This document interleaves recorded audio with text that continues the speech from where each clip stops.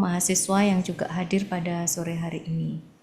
Alhamdulillah pada sore hari ini kita bisa hadir bersama di ruang maya gitu ya, di acara Serawang Pendidikan dengan tema pendidikan persekolahan ya, guru dan siswa. Ya, Bapak Ibu semua, nanti akan ada beberapa rangkaian acara. Yang pertama adalah pembukaan, yang kedua adalah sambutan dari Dekan Fakultas Ilmu Pendidikan, kemudian acara inti dan penutup. Baiklah, untuk acara pertama pada sore hari ini kita buka dengan membaca doa. Doa kita awali. Bismillahirrahmanirrahim. Semoga acara ini menjadi keberkahan untuk kita semuanya. Yang berikutnya adalah sambutan dari Dekan Fakultas Ilmu Pendidikan kepada Bapak Profesor Dr. Nurtanio Agus Purwanto MPD. Kami silahkan. Baik, terima kasih. Sebelumnya selamat sore. Assalamualaikum warahmatullahi wabarakatuh. Yang kami hormati Bapak dan Ibu Wakil Dekan, Ibu Ketua Kajian Ilmu Pendidikan, Bu Dr. Arifah Evianingrum, MSI, kemudian juga narasumber dalam hal ini ada Ibu Uni Amarwati Wisdi dan Bapak Dr. Priyadi Surya, MPhil, beserta seluruh peserta, Bapak dan Ibu dosen, ini juga ada yang bergabung, kemudian juga rekan-rekan mahasiswa yang bergabung dalam Serawung Pendidikan pada kesempatan siang hari ini, sore hari ini. Pertama kami ucapkan selamat dan sukses. Kegiatan Serawung Pendidikan ini sudah mulai berlanjut dan insya Allah ke depan akan semakin berkembang. Kami saat ini sedang mengikuti Konaspi dan tadi juga ada kami bertemu dengan dekan-dekan Fakultas Ilmu Pendidikan seluruh Indonesia tadi yang LPTK. Nah, di sana kami juga mengagendakan bagaimana kalau kajian-kajian khususnya yang relevan dengan ilmu pendidikan ini dikembangkan dalam cakupan tidak hanya di level perguruan tinggi atau universitas masing-masing, tetapi bisa dibawa ke ranah nasional. Karena bagaimanapun terkait dengan kebijakan pendidikan, permasalahan pendidikan, kemudian juga bagaimana pendidikan atau arah pengembangan pendidikan ini menjadi sebuah kajian yang secara klasik ini harus menjadi perhatian utama. Dan terima kasih kepada narasumber yang telah berkenan untuk membersamai, dan ini merupakan sebuah upaya untuk pencerahan sekaligus membuka ruang-ruang diskusi akademik yang tentu harapannya adalah pada pengembangan ilmu pendidikan secara berkelanjutan. Kepada seluruh peserta dalam kegiatan ini, baik Bapak dan Ibu narasumber, peserta, dan sebagainya, monggo mari kita simak dengan sebaik-baiknya, termasuk sumbang saran, pemikiran, ide, gagasan untuk pengembangan ilmu pendidikan ini akan berlanjut dan dinamis. Karena bagaimanapun kita sebagai pegiat ilmu pendidikan khususnya atau yang berkecimpung dalam bidang pendidikan tentu memiliki tugas dan tanggung jawab baik secara moral, akademik maupun hal yang lain yang ini tentu merupakan upaya kita untuk senantiasa mengembangkan ilmu pendidikan, mengembangkan pendidikan di Indonesia, dan tentu spirit itu harus terus dijaga. Untuk itu kami mengapresiasi untuk kajian ilmu pendidikan ini terus dikembangkan dan tentu ke depan sinergi dengan berbagai pihak yang relevan ini akan sangat baik. Nah, terima kasih. Selamat mengikuti Serawung Pendidikan. Semoga kita dapat memajukan pendidikan di Indonesia dengan lebih baik. Terima kasih. Kami ucapkan selamat sore. Assalamualaikum warahmatullahi wabarakatuh. Waalaikumsalam warahmatullahi wabarakatuh. Kami ucapkan terima kasih kepada Bapak Dekan atas sampainya dan tadi sekaligus memberikan arahan bagaimana kajian ini bisa berkelanjutan begitu ya. Pesan dari Konan juga ya, bahwa kajian-kajian ilmu pendidikan harus dihidupkan kembali gitu. Jadi kalau serawung pendidikan ini saya maknai biar semakin ada interaksi gitu ya, ada kerekatan gitu ya antara narasumber gitu ya dan juga peserta juga sekaligus sebagai pemantik ya untuk kita bisa berpikir ya, kemudian juga mengkritisi apa yang terjadi dalam pendidikan akhir-akhir ini gitu ya. Baik, terima kasih kepada Bapak Dekan. Jika Bapak Dekan ada waktu bisa ikut bergabung nanti sampai akhir. Jika Bapak Dekan ada kegiatan yang lain, kami persilahkan, tidak apa-apa ya, untuk meninggalkan Zoom. Oke. Bapak Dekan, Bapak Ibu dosen dan mahasiswa yang saya cintai, alhamdulillah di tengah-tengah kita tadi hadir Bu Safitri Yostaratri. Ini sebenarnya panjang ya. Ini keduanya ini cinta sekolah semua ini. Kalau saya sekolah itu sekali saja sudah pusing ya. Mereka ini senang sekali sekolah. Kebetulan punya kemiripan ya. S2-nya 2 kali gitu ya. Bu Yosi itu S2-nya di Indo dan juga di Australia. Pak Pri juga begitu sama gitu ya. Dan nanti akan saya perkenalkan ya gitu. Tapi sekali lagi Bapak Ibu dan teman mahasiswa, ini saya kira acara yang sangat bagus ya untuk kita betul-betul mengasah gitu ya bagaimana kekritisan dan tadi mungkin bisa saling sharing topik-topik yang tadi yang akan disampaikan nanti bisa direfleksikan dan bisa ditindaklanjuti gitu ya. Kebetulan topik yang akan disajikan ini berkaitan dengan proses pendidikan persekolahan. Jadi nanti Bu Yosita nanti akan menyampaikan tentang topiknya Revealing Children's Digital Activity, a closer look at primary student in South Australia. Ini sentral. Kemudian untuk Pak Priyadi nanti sampaikan pengaruh manajemen enrollment strategis, arketipe guru dan motivasi untuk menjadi guru terhadap perencanaan karir dan identitas profesional serta dampak selanjutnya terhadap kompetensi mahasiswa calon guru. Panjang sekali ya judulnya gitu ya. Oke, Bapak Ibu dan mahasiswa semuanya, memang praksis persekolahan guru dan siswa ini menjadi isu yang sangat penting ya. Saya teringat ada praktisi pendidikan, dia bertanya kepada siswa, masa interaksi belajar yang kamu ingin seperti apa? Apakah menggunakan teknologi ataukah guru? Ternyata siswa ini masih memilih bagaimana interaksi dengan guru. Ditanya, kenapa? Karena guru itu tahu emosi saya, gitu ya. Jadi siswa itu senang ketika belajar bahwa gurunya itu bisa mengerti emosi dia, bisa interaksi langsung seperti itu ya. Nah, kebetulan topik kali ini itu berkaitan tadi ya, ada guru kemudian juga siswa gitu. Kalau Bu Yosi berbicara tentang bagaimana digital teknologi ya, mungkin ya digital literasi gitu. Nah, Pak Priyadi ini bagaimana penyiapan kompetensi gurunya gitu. Ini menarik sekali ya ke depan karena teknologi sudah sangat canggih, apakah memang akan lebih banyak menggantikan peran guru gitu ya, dan bagaimana dengan siswa ya ketika menggunakan teknologi itu interaksi sosialnya seperti apa, begitu ya teman-teman dan Bapak Ibu. Baik, saya perkenalkan dulu karena kenal maka ta'aruf ya. Jadi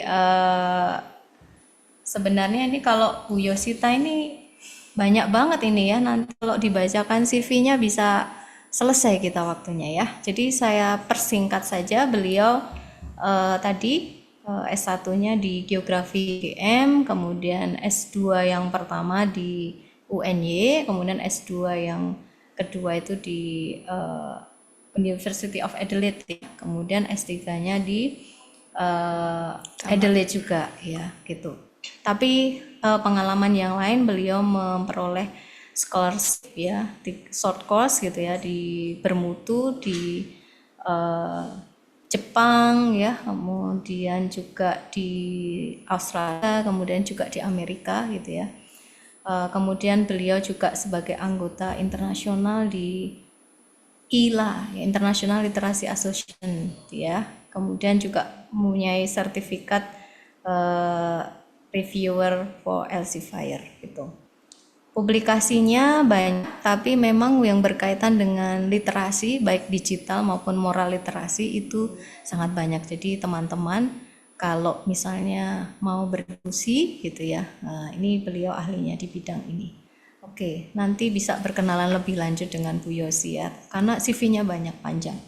Oke, yang berikutnya nanti adalah Pak Priyadi.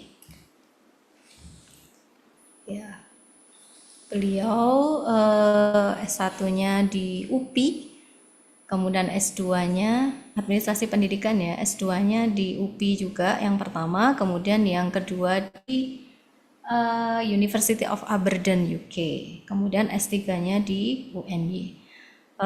Beliau bidang keahliannya di manajemen sumber daya manusia pendidikan dengan minat spesialisasi manajemen guru gitu ya. Kemudian penelitiannya, wah ini meneliti juga yang Southbound Taiwan ya Pak. Kemudian juga pre-service teacher education, kemudian juga bagaimana karir guru gitu ya, dan berbagai profesional guru ya, penanaman profesionalisme guru. Oke, jadi keduanya ini akan berbicara tentang bagaimana praksis dari guru gitu ya. Kemudian Bu Safitri Yosita akan banyak tentang bagaimana kemampuan siswa ya, atau digital literasi siswa gitu.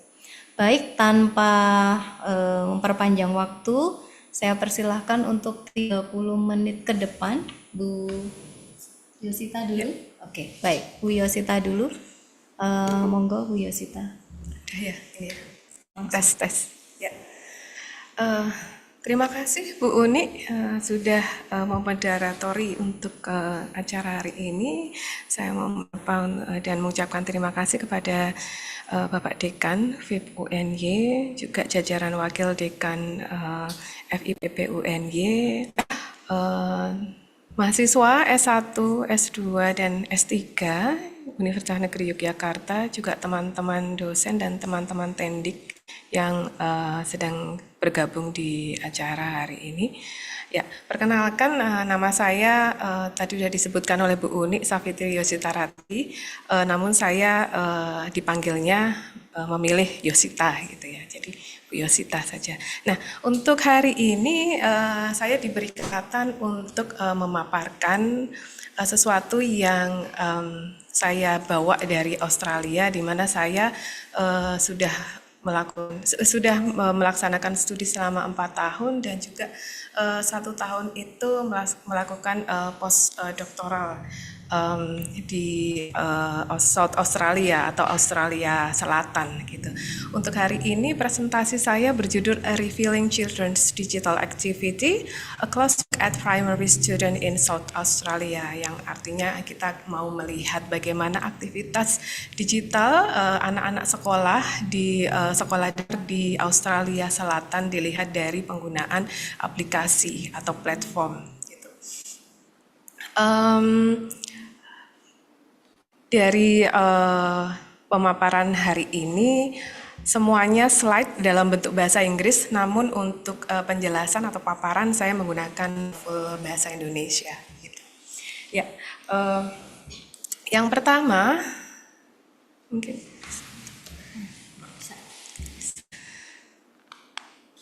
Ya, jadi tesis saya, kita bicara tesis ya, bukan disertasi kalau di Australia, baik S2 maupun S3, itu tentang reading literasi. Jadi saya fokusnya adalah ke bidang PISA dengan kajian measurement dan assessment. Namun selama setahun belakangan itu ya, setelah di akhir studi dan sampai di tahun 2024 Juni itu saya bergabung di sebuah project namanya Australian Research Grant, itu yang berlangsung selama 3 tahun, mulai tahun 2021 hingga tahun 2024. Nah, saya bergabung sampai di 2023 sampai di 2024, di mana sudah berjalan. Jadi judul proyeknya ini kalau saya lihat itu mirip-mirip yang ada di Indonesia. Jadi berlangsung selama 3 tahun, setahun dievaluasi, 2 tahun dan 3 tahun. Nah, ini saya tidak akan membacakan, namun ini adalah salah satu website, sebuah website. Jadi kalau misalnya kita menang di sebuah brand gitu, maka kita wajib membuat sebuah website yang menunjukkan bahwa apa yang akan berbicara tentang proyek-proyek kita.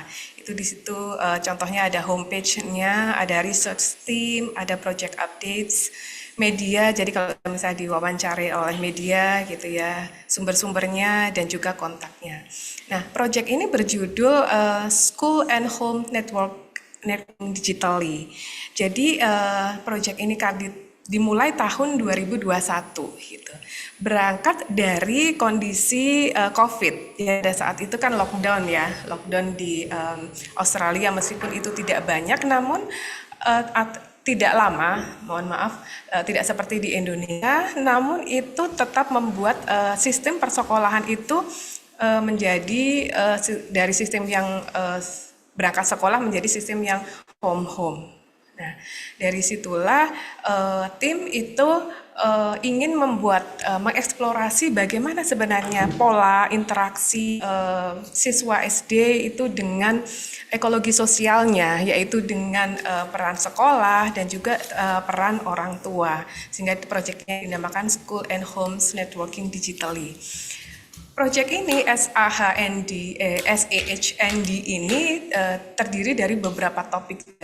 Nah, bagian saya itu adalah bagian yang HDYC atau How Do You Connect gitu.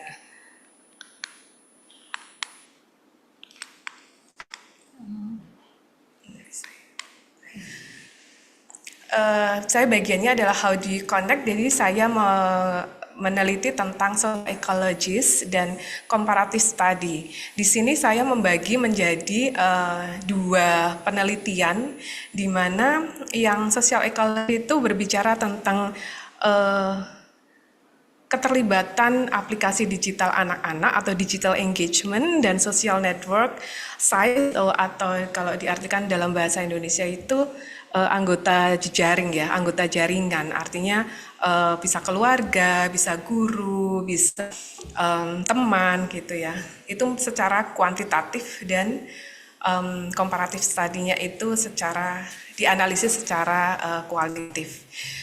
Di sini yang pertama saya penelitian ini akan membicarakan tentang rata-rata di semua cohort, itu artinya semua sekolah gitu, lalu perbandingan antar sekolah, lalu tentang gender dan analisis komparatif study. Nah, di sini dalam project How Do You Connect yang merupakan bagian dari project besar tadi, tim melakukan wawancara terhadap 62 siswa, di mana itu ada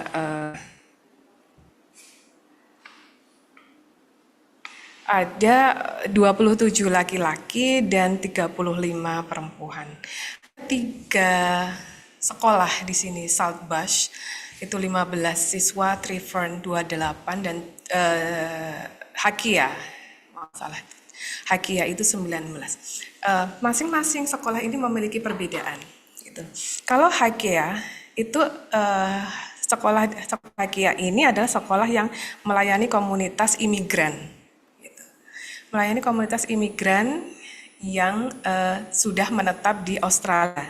Jadi mereka memiliki semacam kesulitan bahasa, gitu, kesulitan bahasa Inggris, gitu, apalagi dengan keluarganya. Lalu yang Saltbush ini adalah sekolah yang terletak di daerah regional, ya, agak jauh dari kota besar, gitu.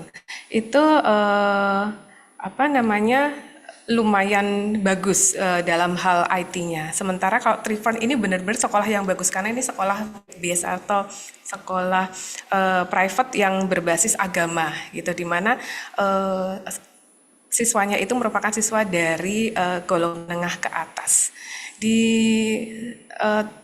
masing-masing sekolah ini juga memiliki keragaman kondisi IT, teknologi. Kalau yang di Hakia tadi karena banyak pengungsi itu malah justru banyak bantuan gitu. Sementara yang di Saltbus itu mandiri dan Trifon itu mandiri, apalagi swasta gitu. Nah, di sini saya membicarakan tentang tadi ya social network gitu. Anggota jejaring itu dibagi menjadi ibu, bapak, kakak adik, sister brother gitu ya. Kemudian kakek nenek, grandma and grandpa, itu termasuk keluarga inti. Lalu kemudian ada paman, ada bibi, pupu, itu keluarga yang di luar inti. Lalu ada teman, diri sendiri, dan semua orang. Dan juga ada karena bahkan sekolah pasti ada guru. Nah, di Australia ini kalau kita melakukan data collection itu kita tidak akan pernah bisa berfoto dengan anak-anak karena itu melanggar etika. Jadi sebelum kita melakukan penelitian kita sudah harus menandatangani dan kita sudah harus mengajukan kode etik ya. Ethics approval nomornya ada itu akan tercantum itu di semacam departemen gitu ya, bahwa penelitian kita itu sudah terdaftar dalam ethics approval gitu, sehingga di sini yang ada adalah hasilnya ya, hasilnya karena kita mau melihat tentang digital engagement sama peran ekologi sosial ini, maka kita melakukan wawancara. Ini adalah salah satu contoh hasil wawancara menggunakan card kit ya. Nah, penelitian ini belum pernah ada. Ini Bu, ini Pak Pri, saya mau mengembangkan ini di Indonesia. Jadi kedepannya dan mulai saat ini proposal saya akan selalu berfokus pada digital literasi untuk anak SD gitu. Karena saya sudah mendapatkan izin juga dari supervisor dan tim yang ada di sana gitu. Jadi belum pernah ada yang menggunakan card game. Kalau bisa di sini kita bisa melihat card game itu terdiri dari logo-logo aplikasi digital. Di situ ada Skype, di situ ada phone call, di situ ada YouTube, ada Teams gitu. Lalu social network member itu. Nah, kita nggak akan tahu itu yang mother, father, grandma, and grandpa kalau kita nggak lihat transkripnya. Jadi di sebelah itu ada contoh ya, contoh transkrip yang dari namanya si Hamish ya. Hamish itu adalah nama samaran karena kita tidak juga ini, walaupun di transkripnya itu beberapa kelihatan nama aslinya gitu, tapi sebenarnya setelah kita ini hanya untuk kepentingan tim, tapi ketika ini sudah dipublikasi itu harus menggunakan nama samaran gitu. Jadi kartu-kartu inilah kita datang, kita wawancara siswa kelas 5 di sekolah itu, lalu kita tanya secara kalau menurut saya itu ya secara natural, artinya tidak punya kis-kis urutan gitu, karena kan ini siswa ya. Nah, ini malah menurut saya justru susah kalau kita wawancara dengan orang dewasa, kita udah punya panduan, itu kita bisa berurutan. Tapi ini kadang-kadang jawaban-jawaban mereka itu di luar ekspektasi kita. Kayak misalnya yang nggak pernah ada ya Bu Uni di networking ini ya Pak Pri, itu adalah anak-anak itu mengatakan saya melakukan phone call dengan ibu saya, tetapi saya juga melakukan FaceTime juga dengan ibu saya. Maksudnya apa gitu? Ternyata adalah ayahnya dan ibunya bisa, ayahnya punya partner, ibunya juga punya partner, gitu. Jadi, jadi nanti penjelasannya itu juga akan tertera di transkrip itu. Oh ya, mothernya itu mother yang mana, gitu, fathernya itu father yang mana, gitu. Jadi kalau kita tidak lihat ininya ya transkripnya, kita tidak akan tahu tuh logo-logo yang ada di sana, tapi kemungkinan ya kalau kita bisa lihat ada orang yang berambut putih memakai kacamata, itu kemungkinan pasti grandpa gitu, yang rambut putih lagi grandpa. Tapi untuk teman, untuk kakak adik ini agak susah gitu. Jadi output itu ya, output ini sebagai diagram anak-anak itu kita mengeksplorasi jejaring ini. Kita bisa tahu bahwa si yang atas itu si Hamish ya, si Hamish itu dia di tengah gitu.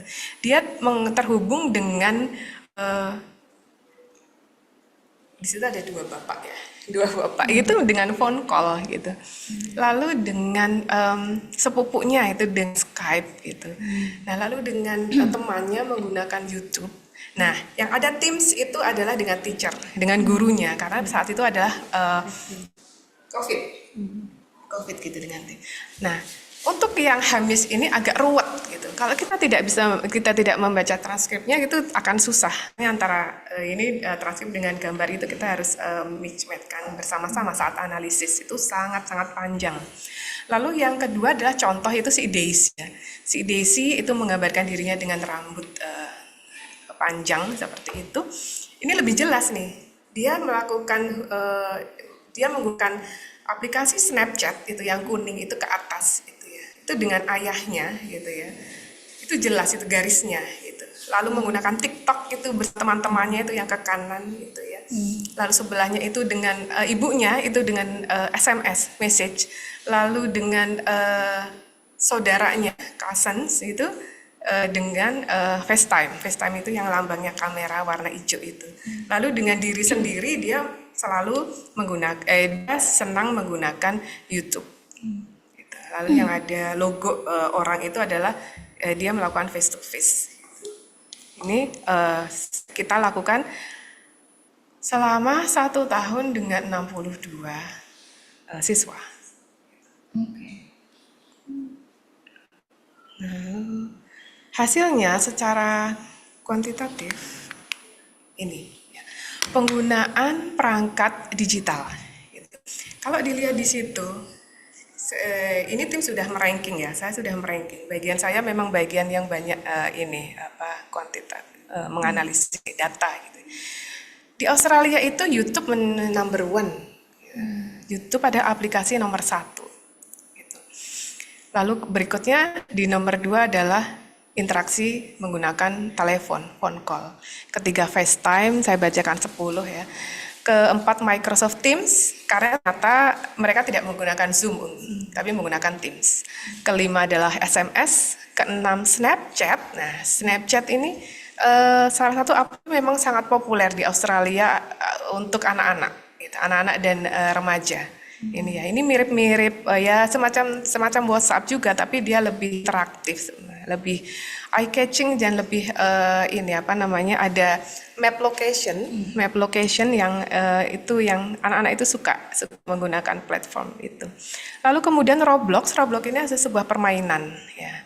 Jadi YouTube, phone call, FaceTime, Teams, SMS, Snapchat, permainan Roblox. Lalu yang ke-8 adalah TikTok. Mereka berkreasi menggunakan TikTok. Lalu Messenger, ini yang bagian dari Facebook. Nah, Facebook ini adalah Facebook yang mengambil dari akunnya orang tua. Lalu yang ke-10 adalah email. Mungkin sekilas kita bisa membandingkan Indonesia itu yang paling banyak kan WhatsApp. Ternyata WhatsApp nggak termasuk di situ. Menggunakan Instagram, ternyata Instagram nggak termasuk. Nah ini kita mengeksplorasi anak-anak di Australia Selatan ini penggunaan YouTube itu yang paling populer. Lalu kemudian penggunaan aplikasi ini untuk satu anak dari 62 anak ini minimal punya satu aplikasi. Tapi ada satu anak yang menggunakan sampai 14 aplikasi. Jadi bisa kita bayangkan yang temannya si Hamish sama Daisy tadi memiliki banyak sekali jejaring-jejaring atau card yang sampai 14 gitu. Ya, dia bisa mengatakan, kalau saya agak asing juga dengan beberapa istilah itu yang kemudian saya googling, oh ternyata ini adalah itu kayak Quizlet itu apa gitu. Itu ternyata mereka menggunakan. Rata-ratanya dari 62 anak ini 8 aplikasi. Berikutnya ada anggota jejaring atau orang-orang yang terlibat dalam penggunaan aplikasi digital ini, yang paling sering melakukan interaksi itu dengan siapa? Jawabannya adalah dengan guru. Ya make sense karena saat itu pandemi gitu, pandemi. Kalau dilihat di sini ya guru adalah nomor satu. Yang kedua adalah teman, ya, karena mereka selama COVID lebih banyak di rumah, lebih baik menggunakan digital tools dengan bapak ibunya kan face to face, dengan bapak ibunya face to face sehingga melakukan penggunaannya itu banyak dengan orang-orang yang di luar rumah, yaitu tadi guru, teman, kakek nenek gitu ya, baru kemudian ayah ibu itu yang di bawahnya itu gitu. Rata-rata member size atau jejaring anggota itu 11. Jadi satu siswa itu bisa terhubung dengan 11 gitu. Mungkin ada paman dari pihak ayah, paman dari pihak ibu, grandma ayah, grandma ibu gitu sampai hingga 11 gitu. Lalu kemudian range-nya itu paling sedikit satu siswa itu berhubungan atau berinteraksi dengan 5 anggota, tapi maksimal itu ada yang sampai 26 orang gitu. Jadi kembali lagi bisa dibayangkan bahwa tadi diagramnya itu akan sangat rumit.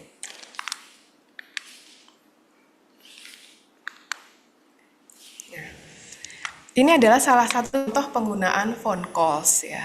Phone calls ini dari hasil analisis. Kalau yang di HKIA tadi ya sekolah dengan imigran itu penggunaannya lebih banyak ke orang tua. Karena ternyata setelah mereka itu kembali lagi ke sekolah, karena COVID itu kan sebenarnya di Australia sebentar umumnya, lalu mereka kembali sekolah. Itu berhubungan untuk phone call itu lebih ke mother atau ibu, karena untuk keperluan jemput sekolah. Sementara kalau di South Bus itu dengan antara nenek ya dengan ibu itu hampir sama. Dan kalau yang di Trifern itu adalah nenek. Ini adalah salah satu contoh saja. Belum tadi yang YouTube grafiknya seperti apa. Jadi banyak sekali yang bisa kita explore di sini. Lagi dalam statistik ini untuk perbandingan antara 3 sekolah ini, ya antara HKIA, Trifern dan South Bus, ini relationship-nya lebih ke moderate karena 36% variance hanya 36% of the variance of use of digital tools itu masuknya 36% itu masuk ke moderate gitu. Dan mengindikasikan bahwa 3 sekolah itu memilih significantly different, berbeda yang signifikan dalam penggunaan digital. Ya mungkin bisa saja karena karakteristik itu tadi. Lalu sama juga dengan jejaring anggota itu masuk yang moderate dan 3 sekolah itu significantly different. Nah, lalu ini adalah sebuah rangkuman semuanya gitu dari HKIA, Trifern dan South Bus ini. Jadi HKIA tadi yang imigran itu termasuk yang level upper untuk yang analisisnya, sementara untuk digital engagement-nya dan untuk yang network member-nya masuk yang middle. Trifern dan South Bus ini masuk yang middle untuk penggunaan digital tools-nya karena hanya 6-7 item, sementara kalau yang network member itu lower karena 11 member. Jadi di sini adalah rangkumannya untuk gender ya. Nah, antara laki dan perempuan itu ternyata tidak ada perbedaan yang signifikan ya antara penggunaan aplikasi digital maupun dengan jejaring anggota anggota yang ada gitu. Tidak ada perbedaan antara laki-laki dan perempuan. Itu adalah bagian yang kuantitatif. masih punya berapa waktu? 7 menit ada ya. Untuk analisis komparatif itu case study, ini kita masih menggunakan transkrip siswa itu ya. Di sini komparatif study itu artinya kita membandingkan apa ada di sini, membandingkan ini adalah map ya, diagram map yang kalau tadi kan siswa yang menggambar, ini adalah tim yang menggambar gitu. Dari transkrip itu kemudian kita gambar. Ini adalah bagian saya, yang ini adalah bagian supervisor saya gitu. Maksud kami adalah melakukan comparative study itu adalah melihat kekonsistensian data itu, apakah antara analisis saya dengan analisis supervisor saya itu dari satu transkrip itu konsisten gitu. Ya. Di sini kita kalau dilihat, kalau saya ini karena masih belajar itu masih kayak siswa gitu. Tapi kalau supervisor saya dia sudah mulai komplit gitu ya. Jadi penggunaan guru itu menggunakan BSSO interpreter, orang tua gitu ya, dijelaskan di situ ada older sister, kita mempunyai saudara perempuan gitu. Lalu dalam penggunaan teknologinya bersama gurunya dijelaskan juga gitu ya. Nah, sementara kalau saya ini belum. Nah, ini kita melakukan sebuah comparative study yang mana membandingkan pemikiran dua peneliti gitu yang akan dijadikan dalam satu paper. Namun paper yang lain juga nanti akan mengikuti, masuknya ke analisis. Jadi sebelum analisis kita menganalisis metodenya dulu. Gitu. Nah, ini belum selesai. Jadi karena kita masih di tahap comparative study, jadi akan banyak sekali rangkaian yang bisa kita lakukan dari project ini. Nah, dari semuanya itu sebenarnya kita bisa menarik kesimpulan tentang dari teorinya Albert Bandura tentang social cognitive theory gitu ya. Kalau kenapa kita perlu sih mengeksplor adanya social ecologist ini dalam penggunaan aplikasi digital dan tentang jejaring sosial ya. Kalau ada nilai-nilai kognitif teori yang tentang observational learning. Jadi siswa di sini kita bisa tahu bahwa siswa itu pastinya akan intimidating, akan meniru gitu ya, akan meniru mengamati orang lain yang sudah menggunakan yang sudah ada di YouTube, ada di TikTok. Dari situ ada kita kemudian lahir ide-ide bahwa kita bisa mengklasifikasikan lagi digital activity untuk student ini bagian yang mengkreasi, selain bagian yang edukasi tadi atau bagian yang hibur, nanti akan ada lagi. Jadi banyak sekali ya, kalau saya bisa cerita, mungkin kalau lain kali saya cerita mungkin sudah masuk ke bagian yang lain. Lalu kemudian ada modeling ya, siswa itu merasa bahwa terkadang mereka menjadi panutan untuk temannya. Ketika mereka berhubungan dengan teman itu menjadi panutannya dia jadi panutannya teman gitu dalam melakukan interaksi yang menggunakan salah satu digital platform gitu ya. Misalnya dengan penggunaan Snapchat itu mereka janji untuk sepak bola gitu di salah satu transkrip itu dengan teman-temannya. Lalu kemudian ada self regulation. Di sini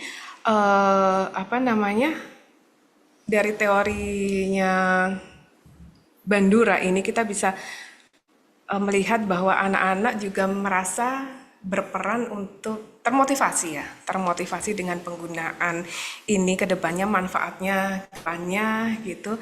Lalu kemudian reciprocal determinism atau semacam determinasi timbal balik ini penggunaan aplikasi digital itu akan mempengaruhi lingkungan mereka. Jadi mungkin mereka akan berkreasi menang konten-konten gitu, akan meniru, mereka mendapatkan ilmu-ilmu juga dari konten-konten itu. Jadi ini adalah semacam end point untuk penelitian ini gitu. Kalau dihubungkan dengan social cognitive theory.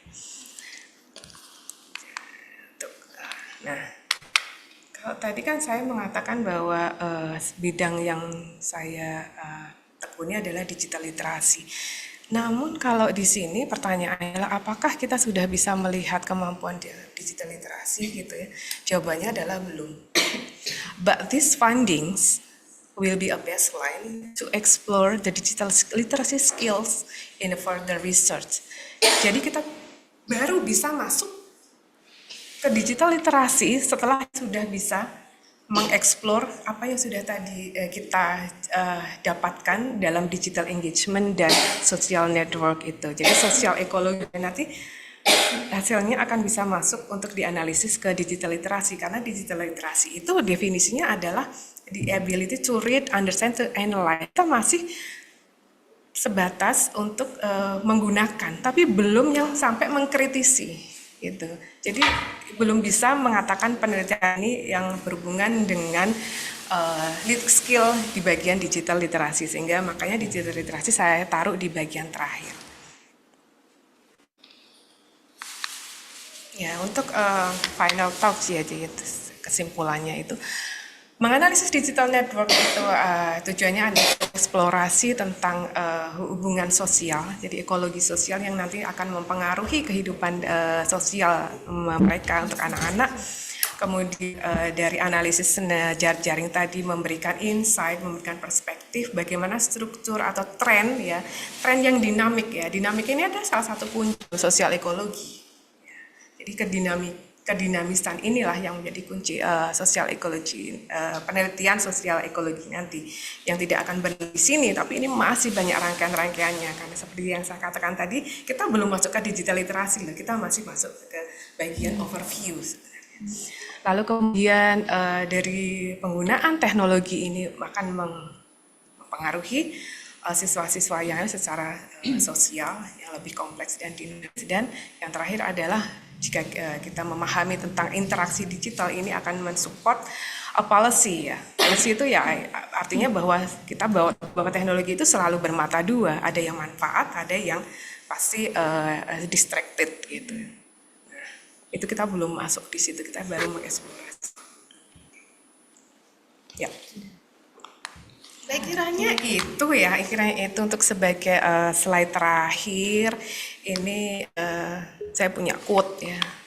Terima kasih karena setiap dari kita adalah bagian penting dari cerita ini, tuh maksudnya adalah bahwa apa yang saya kemukakan di hari ini kan merupakan perjalanan journey yang saya dapatkan terutama saat saya menjadi PhD student itu ya di University of Adelaide, lalu kemudian saya menjadi staff itu di academic staff di University of South Australia, jadi proyeknya dari University of South Australia gitu, sehingga dalam satu waktu itu saya mempunyai 3 afiliasi ini dengan pencapaian-pencapaian kecil gitu, tapi yang membawa saya di ini gitu. Jadi saya sekarang 3 bulan ya sudah kembali dan saya siap untuk mengabdi gitu ya. Jadi terima kasih karena setiap dari kita bagian penting dari cerita ini tuh maksudnya ada ya itu tadi, kita semua memberikan warna gitu, yang lalu itu memberikan warna untuk yang sekarang, saya sekarang ini siap untuk mengabdi di UNY gitu, dan diharapkan adalah bahwa ini manfaat atau achievement kecil saya ini bisa memberikan manfaat untuk UNY ke depannya, sehingga ya saya kembali lagi dan saya berterima kasih untuk seluruh keluarga besar UNY bahwa ya inilah saya gitu, dan email saya sekarang adalah ini ya, kembali lagi menjadi UNY, bagian dari keluarga besar UNY, kemudian 5 tahun punya afiliasi di University of Adelaide, lalu di University of South Australia, kembali lagi menjadi. Terima kasih. Wassalamualaikum warahmatullahi wabarakatuh. Waalaikumsalam warahmatullahi wabarakatuh. Beri emot buat Bu Yosita. Silahkan emot apa? Bapak Ibu dan mahasiswa di situ ya. Kalau saya kasih emot love gitu ya.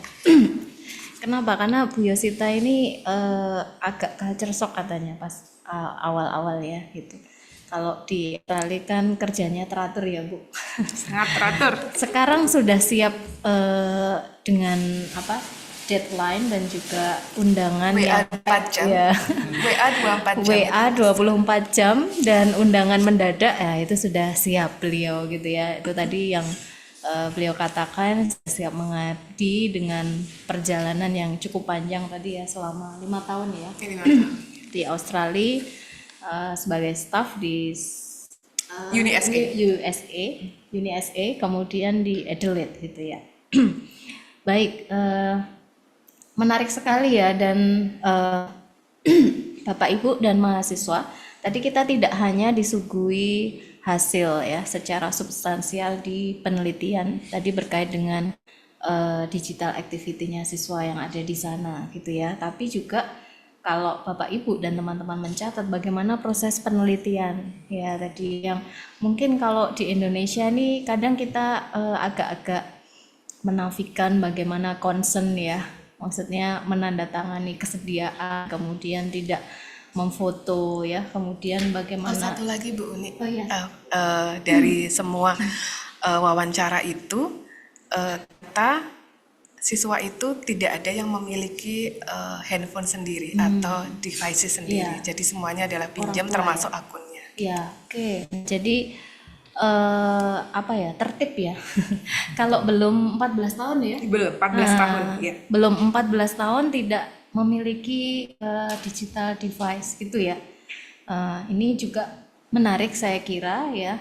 Tadi dari ada anak data yang baru yang mungkin saya juga belajar termasuk pakai card game gitu ya untuk membuat wawancaranya itu juga natural. Ini sangat penting saya kira ya untuk case study. Jadi tadi kita belajar secara konseptual bagaimana aktivitas ini mempengaruhi interaksi sosialnya. Jadi belum masuk ke digital literasi ya. Jadi saya di awal menyampaikan digital literasi, tapi masih overview gitu ya. Yang nanti akan ditindaklanjuti lagi ya, Bu Yosi ya, penelitiannya di Indonesia dan mungkin di Indonesia ini ya mengadaptasi gitu ya. Satu hal yang menarik juga tadi kalau di sini mungkin diteliti TikTok mungkin yang pertama Bu Yosi ya. Bisa jadi, makanya kita perlu Iya. penelitian ini Bu Uni. Betul. Nah, karena itu akan mempengaruhi tadi kalau mengikuti teorinya Bandura ya, kognitif, kemudian juga bagaimana kehidupan sosialnya gitu ya. Baik, luar biasa. Nanti teman-teman simpan dulu, Bapak Ibu simpan dulu pertanyaannya gitu ya, karena saya yakin tadi masih ada hal yang mungkin berputar-putar di kepala gitu. Ini kayaknya saya belum pernah gitu, atau mungkin ada hal yang ingin ditanyakan, disimpan dulu. Kita akan berpindah ke Pak Riyadi gitu ya. Ini karena judulnya panjang banget ya Pak Riyadi nih. Saya ulangi lagi ya judulnya. Oh, udah di situ. Pengaruh manajemen enrollment strategis, arketipe guru dan motivasi untuk menjadi guru terhadap perencanaan karir dan identitas profesional serta dampak selanjutnya terhadap kompetensi mahasiswa calon guru. Oke, kalau saya baca PowerPoint-nya Pak Pri itu agak pusing karena banyak sekali teori-teori dan bagan-bagannya gitu ya. Makanya kenapa saya menggarisbawahi Bapak Ibu dan teman-teman perlunya serawung pendidikan ini ya. Karena kadang kita membaca PPT itu nggak paham. Tadi saya juga, Yosi kan juga ada tuh banyak bagan-bagan. Itu setelah dijelaskan itu baru paham. Nah nanti Pak Pri mohon nanti bisa menyampaikan juga ya terkait dengan ini ya topik ini. Kalau tadi saya tanya arketipe itu apa Pak gitu ya. Saya baru dengar arketipe itu katanya citra yang dibangun secara turun-menurun gitu ya. Nah ini kalau citra guru adalah dulu itu kayaknya Umar Bakri ini kan sangat hero itu ya. Guru dengan sepeda sederhana, nggak dibayarannya kecil gitu ya. Tapi kira-kira kalau sekarang gimana ya gitu ya. Nah ini saya nggak tahu, mungkin bisa bercerita nanti ya terkait dengan citra guru sekarang itu seperti apa yang mungkin akan dibangun dan nanti bagaimana menyiapkan calon gurunya seperti itu ya. Monggo Pak Pri, waktu 30 menit ke depan. Terima kasih. Assalamualaikum warahmatullahi wabarakatuh. Selamat sore. Selamat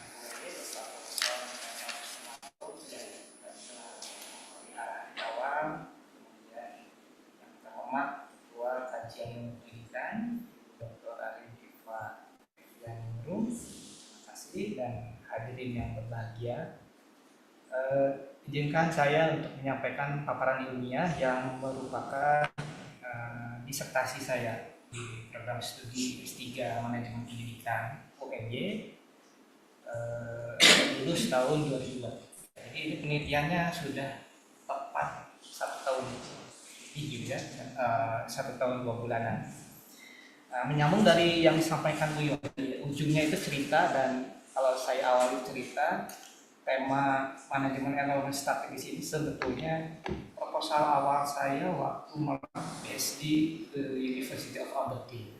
Ini di tahun 2013. Ya. Cuma dalam perjalanannya berubah topik, namun karena masih relevan dan bisa diteliti, jadi dilanjutkan di sini dengan tambahan variabel-variabel lainnya ini. Nah, diawali dari fenomena penyelenggaraan pendidikan guru prajabatan, khususnya ini adalah di jenjang sarjana. Jadi ini yang diraih bahwa kompetensi mahasiswa calon guru ini dianggap belum memuaskan, apalagi untuk menjadi guru yang sebutlah mendapat sertifikat itu harus melalui PPG. Jadi setelah SPD itu seperti ada yang belum nyambung gitu ya, harus ada hutang lagi PPG untuk menjadi benar-benar guru yang profesional. Nah, kemudian kredibilitas program SPD sendiri maupun juga lulus saja ini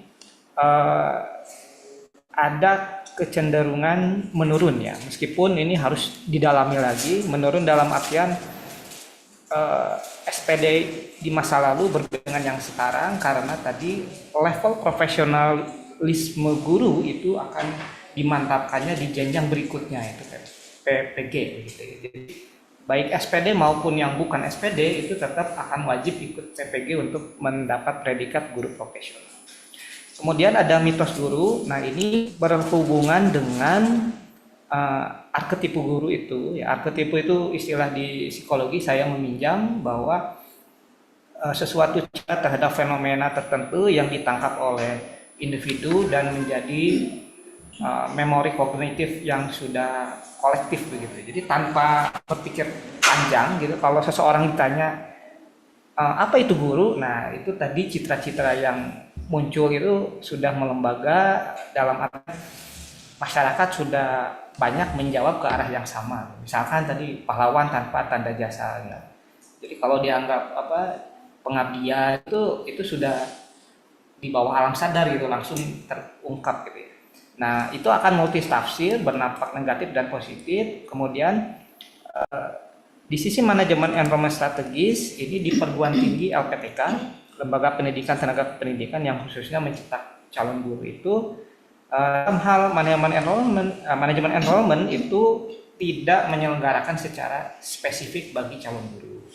Ini bisa dimaklumi karena LPTK-nya sudah menjadi universitas, dan penyeleksian sampai kemudian pembinaan dan lainnya itu bersama-sama dengan program studi yang kependidikan. Kemudian profesi guru juga belum menjadi pilihan utama bagi generasi muda. Ini jadi masalah yang nampak, dan serta setiap individu yang menjadi mahasiswa di program studi kependidikan keguruan itu motif dan harapannya beda-beda, bervariasi, dan tidak semua berniat menjadi guru gitu. Jadi satu sisi IKIP menjadi universitas itu mengangkat citra lembaga yang sudah meningkat sekali gitu ya, bergengsi begitu, dan banyak diminati orang. Jadi meskipun saya tidak mau menjadi guru, tetapi kalau kuliah di kampus X itu juga tidak apa-apa. Kemudian ini menyangkut juga dengan identitas profesional yang relatif belum kuat. Jadi apakah ketika masih kuliah itu sudah mengidentifikasikan dirinya adalah saya adalah calon guru, atau ya saya mahasiswa program studi pendidikan meskipun tidak mau jadi guru gitu ya. Nah, tapi kenyataannya ada misalnya. Karena ini penelitiannya adalah mixed method dengan konsekutif sekuensial yang bersifat penelitian kuantitatif terlebih dahulu, diawali dari teori-teori ya, dasar asumsinya. Kajian pustaka mengenai kompetensi mahasiswa calon guru ini didukung oleh teori-teori standar kompetensi menurut kementerian, lalu ada teori kinerja berbasis kompetensi, teori pendekatan kompetensi, pendidikan guru yang melakukan kurikulumnya berbasis kompetensi, kemudian teori kompetensi sebagai capaian pembelajaran, ditambah teori kompetensi guru secara umum, teori kurikulum berbasis kompetensi, kompetensi guru internasional, dan kompetensi guru moral akademik. Nah, dalam definisi operasional variabelnya, kompetensi mahasiswa calon guru adalah tingkat penguasaan, pengetahuan, keterampilan, sikap, dan perilaku yang disyaratkan bagi mahasiswa calon guru pada akhir program sarjana pendidikan. Yang kompetensi pemahaman peserta didik, kompetensi pembelajaran yang mendidik, kompetensi penguasaan bidang keilmuan dan atau keahlian, dan kompetensi kepribadian menurut persepsi mahasiswa calon guru. Nah, ini peristilahan kompetensi ini sedikit berbeda dari istilah yang ada di Undang-Undang Guru Dosen tahun nomor 14 tahun 2005 gitu. Nah, itu terutama kompetensi profesional itu menjadi penguasaan bidang keilmuan atau keahlian.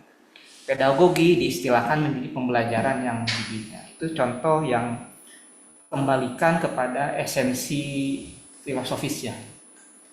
Kemudian identitas profesional mahasiswa calon guru ini dikonstruksikan dari teori pembentukan identitas, kemudian teori identitas kultural, teori sosiopsikologi narasi identitas, teori konsep diri dari Rogers, dan teori identitas profesional dari Sein. Dengan pendekatannya yang eklektif, saya membuat suatu definisi operasional variabelnya bahwa identitas profesional mahasiswa calon guru adalah himpunan atribut-atribut keyakinan-keyakinan, nilai-nilai, motif-motif, dan pengalaman-pengalaman menurut persepsi mahasiswa calon guru yang meliputi nilai-nilai profesional, kesukarelaan profesional, efikasi profesional, serta kemampuan profesional, baik yang bersifat relatif stabil dan mantap maupun yang dinamis. Di mana mahasiswa ini mendefinisikan dirinya sendiri dalam peran profesional guru, ya, melalui tahapannya konfirmasi, konsolidasi, elaborasi, ekspansi, kontradiksi, ketidakseimbangan, dan stabilitas perubahan kecil. Jadi kalau singkatnya tadi sebetulnya, apakah mahasiswa program studi pendidikan itu merasa bahwa dirinya calon guru atau bukan? Nah, ini juga memperhatikan variabel perencanaan karir mahasiswa calon guru, ya, dari teori-teori perkembangan karir dari Super, teori kepribadian vokasional dan lingkungan kerja, teori kesesuaian pribadi dan lingkungan, teori sifat faktor, teori perencanaan karir individual, serta perencanaan karir sebagai proses maupun instrumen.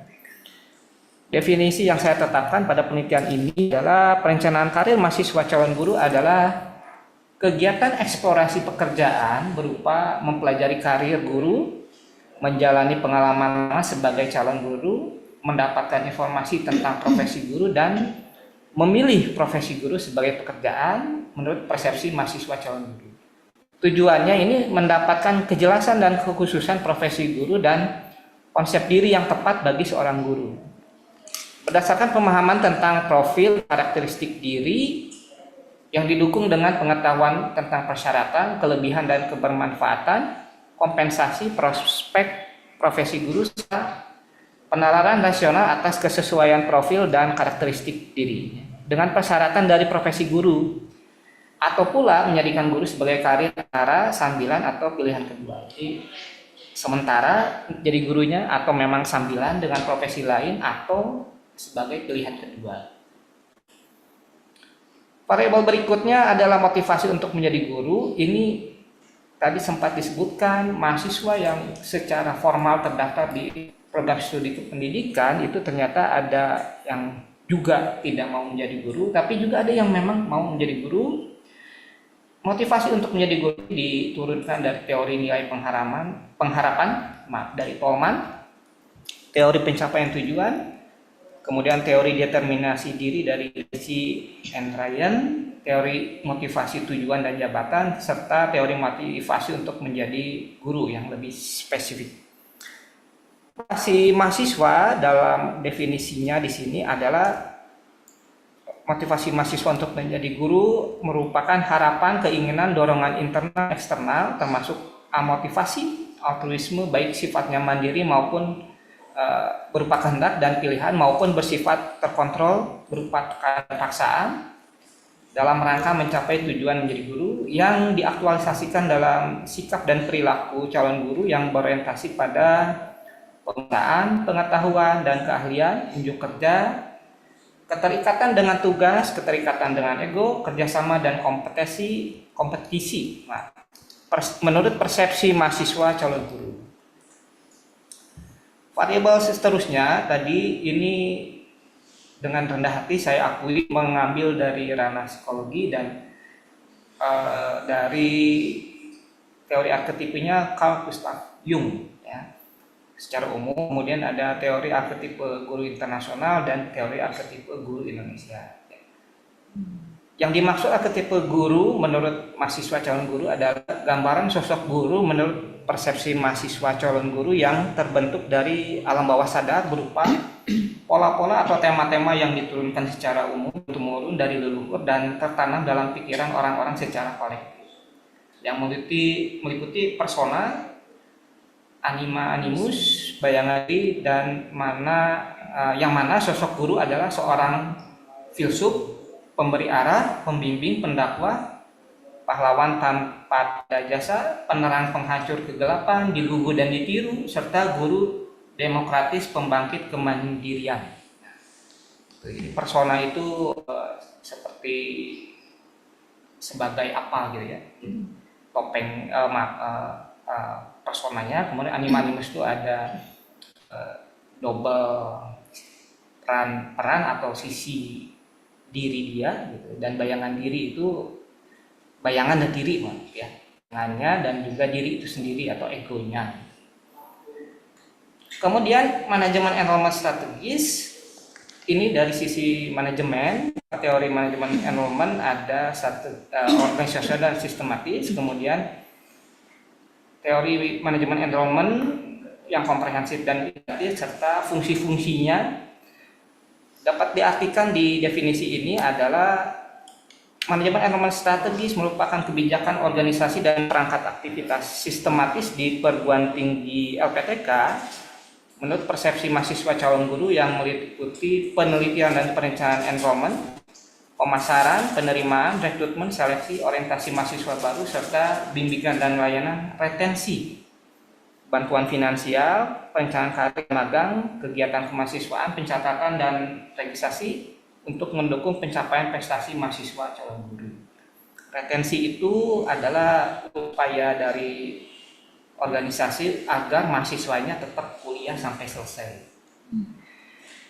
Nah, kerangka pikir hubungan antar variabelnya ini manajemen enrollment strategi sebagai variabel independen atau X1 ditandai arketipe guru, X2 motivasi mahasiswa menjadi guru itu X3, kemudian mempengaruhi perencanaan karir mahasiswa calon guru dan identitas profesional mahasiswa calon guru sebagai variabel antara yang selanjutnya akan memberikan dampak kepada kompetensi mahasiswa calon guru. Metode penelitian yang dilaksanakan adalah mixed method dengan tipe explanatory sequential, jadi kuantitatif duluan dengan kuan yang porsi lebih besar dan kualnya menambahkan terhadap hal-hal yang belum diungkap oleh kuantitatif. Nah, untuk kuantitatifnya ini survei populasi swasta sarjana pendidikan UNY tahun keempat 3.675 orang dan disampel dengan proporsionalitas random itu 214 menggunakan angket dan diuji dengan konstruk oleh ahli serta statistik confirm faktor analisis.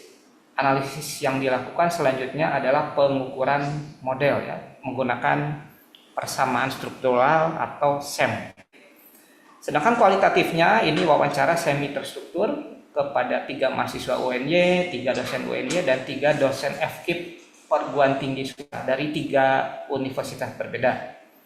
Dan analisis data kualitatifnya menggunakan framework approach Ini familiarisasi, mengidentifikasi framework tematiknya, kemudian indexing, charting, dan mapping serta interpretation. Hasil penelitiannya secara singkat bahwa model struktural pengaruh manajemen enrollment strategis, arketipe guru, dan motivasi siswa menjadi guru terhadap perencanaan karir dan identitas profesional serta dampak selanjutnya terhadap kompetensi mahasiswa calon guru terbukti secara empiris. Sedangkan pengaruh langsung dan tidak langsungnya ini beragam, ada yang kuat, ada yang lemah begitu. Kemudian ada yang sedang juga. Nah, secara deskripsinya manajemen enrollment ini masih, jadi meskipun baik tapi skornya 78 gitu ya. Kemudian arketipe guru 85,47 sangat baik. Motivasi mahasiswa itu di 77,79, tinggi tapi ya di antara 70 ke 80 ya. Perencanaan karirnya 73, ini kategorinya. Identitas profesional itu 79, baik juga, dan kompetensi mahasiswa calon guru itu di 78. Ini kalau di KKM lulus enggak Bu? 78 gitu ya, tapi ya sudah 75 ke atas ya. Nah, kemudian dari temuan itu ada model yang bisa disampaikan suatu gagasan konsep ini dengan akronim-akronim yang memudahkan saja sebetulnya ya, dan juga akrab ya. Model operasional peningkatan kompetensi mahasiswa calon guru. Nah ini diolehnya tadi dengan model struktural yang dibentuk, kemudian tambahan dari kualitatifnya adalah ini peningkatan kompetensi mahasiswa calon guru itu melalui aktivitas-aktivitas edukatif, kurikuler, kokurikuler, dan ekstrakurikuler pendidikan guru prajabatan pada jenjang sarjana.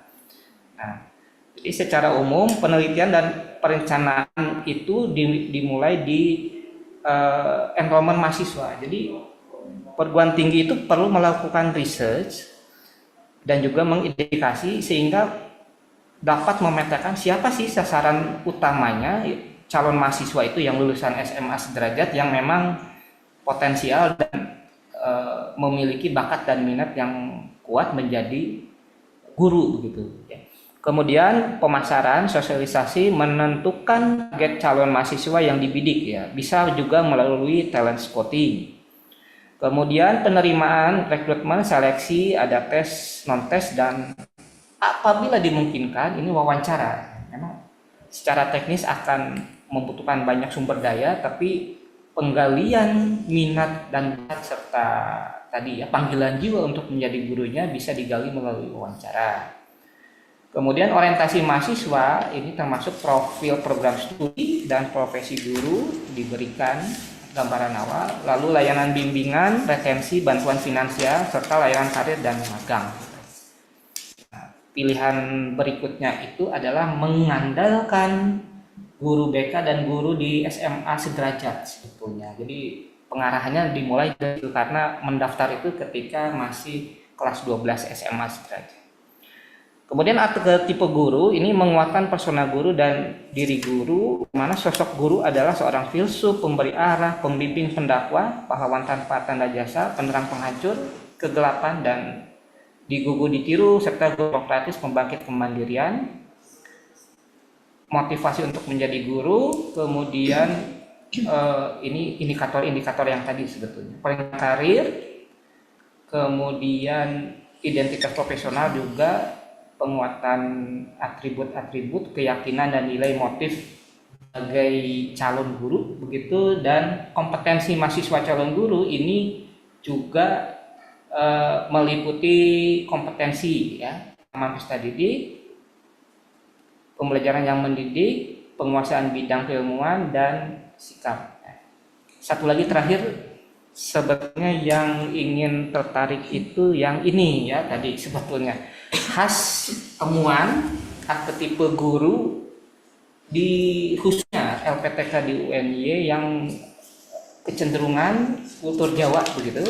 yaitu persona guru di sini, figur guru ideal adalah internalisasi figur guru ideal satu Brahmana sebagai manusia suci dan tidak pernah salah. Kemudian ada Semar, orang yang pintar dan bijaksana, dan 3 Mbah Guru, orang yang menjadi rujukan.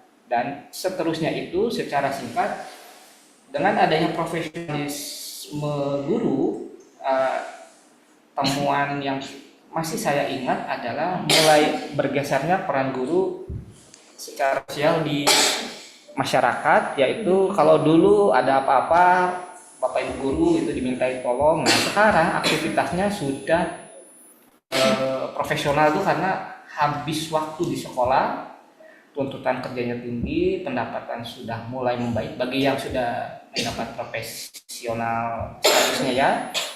Nah, sehingga ketika di luar banyak aktivitasnya di ekonomi gitu ya. Jadi yang tadi mulai lebih kental di sosial, sekarang mulai di ekonomi, artinya misalkan jualan secara online atau apa, dan itu yang sosok yang mulai berubah di masyarakat itu adalah mungkin kepaksaan tuntutan ekonomi yang membuat aktivitasnya banyak di sekolah melancarkan tugas-tugasnya, ketika pulang di rumah jika pun ada tambahan banyak aktivitas di aktivitas ekonomi. Kiranya itu Ibu Uni sebagai moderator kami kembalikan. Terima kasih. Assalamualaikum warahmatullahi wabarakatuh. Waalaikumsalam warahmatullahi wabarakatuh. Terima kasih Pak Priyadi. Nah, ini menarik ya, ada istilah-istilah guru ya. Jadi Bapak Ibu dan teman-teman tadi kalau mencermati di sini ada peran guru ideal ya. Guru filsuf, guru nabi, guru master gitu ya, guru imam atau pendakwah, guru demokratis ya. Betapa beratnya citra yang harus dibawa kemana-mana ya oleh guru gitu ya. Jadi kalau misalnya guru itu salah sedikit itu sudah keluar dari ini tadi ya, guru sebagai pendakwah misalnya atau sebagai nabi gitu ya, Masya Allah ya. Ya, person itu atau citra itu bisa terus dibawa oleh guru, mungkin juga berkaitan dengan kesejahteraan tadi ya Pak Pri ya. Jadi kalau tadi sudah agak bergeser itu karena memang ada pekerjaan-pekerjaan lain yang sifatnya administratif gitu ya, atau mungkin mencari meningkatkan kesejahteraan gitu, sehingga peran-peran yang tadi diharapkan mungkin mulai bergeser. Nah tadi Pak Pri sebenarnya juga sudah ada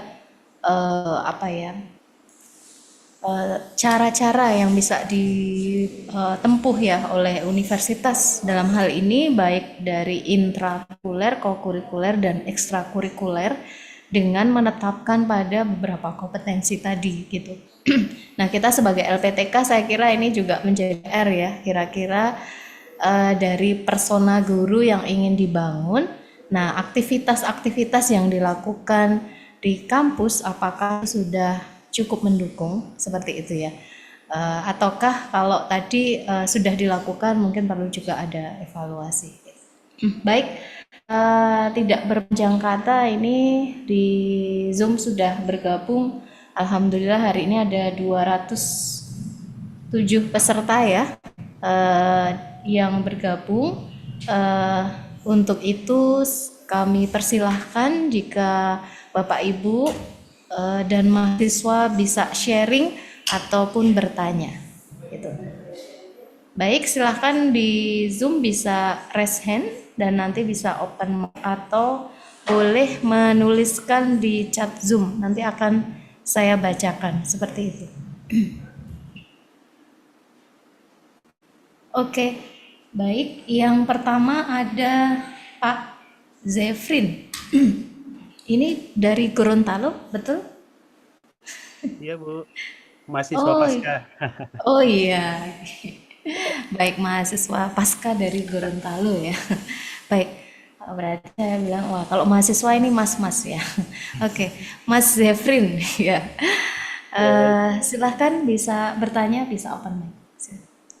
Baik, terima kasih. Assalamualaikum warahmatullahi wabarakatuh. Waalaikumsalam. Pertama saya ucapkan terima kasih kepada eh, penyelenggara kegiatan Seraung Pendidikan karena cukup mendapat informasi yang sangat berarti begitu dari kedua narasumber. Saya langsung saja Bu ke Ibu Yosita ya Bu. Eh, ini paparannya sangat-sangat menarik dan memberikan pencerahan gitu bagi kami, apalagi saya termasuk salah seorang praktisi Bu di Gorontalo gitu, dan sekarang juga masih terjun dalam aktivitas penelitian. Yang membuat saya tertarik dari paparan Bu Yosita adalah eh, memang kalau saya melihat kita terlalu jauh kayaknya begitu untuk meneliti hal-hal yang terkait dengan literasi digital, tapi nggak punya kerangka atau dasar yang cukup gitu. Saya melihat cukup tercerahkan dari Bu Yusit, ternyata seharusnya sebelum kita lebih jauh melihat literasi digitalnya adalah digital tools yang sebenarnya dipakai oleh siswa itu seperti apa gitu gambarannya, dan menurut saya ini menarik. Saya juga eh, tercerahkan dan kemungkinan akan coba menggeser gitu ya, menggeser arah penelitian gitu pada penelitian yang terkait dengan digital tools yang banyak digunakan oleh eh, peserta didik, khususnya siswa sekolah dasar. Cuman menjadi pertanyaan saya yang pertama adalah kira-kira kalau misalkan kita ingin berkecimpung dalam meneliti digital tools yang dominan yang dipakai oleh siswa, itu hal apa yang harus kita lakukan pertama Bu Yosita gitu, sehingga ini benar-benar kita melihat secara objektif dan itu terkena pada tujuan penelitian kita. Yang kedua adalah apakah bisa skupnya kita hanya mengambil skup wilayah provinsi aja gitu, sehingga itu bisa menjadi pertimbangan untuk digeneralisasi sebagai menjadi skala nasional. Mungkin itu saja Bu. Terima kasih. Assalamualaikum warahmatullahi wabarakatuh. Waalaikumsalam warahmatullahi wabarakatuh. Ini langsung dijawab saja dulu ya, Bu Yosita. Iya, Pak Zain. Terima kasih Pak Zain ya dari Gorontalo, salam dari Yogyakarta ya. Zefrin dari Gorontalo. Ya, langkah pertama untuk melakukan penelitian ini tentu saja adalah karena berangkat dari fenomena bahwa anak-anak sekarang itu sudah banyak menggunakan aplikasi ya, aplikasi digital.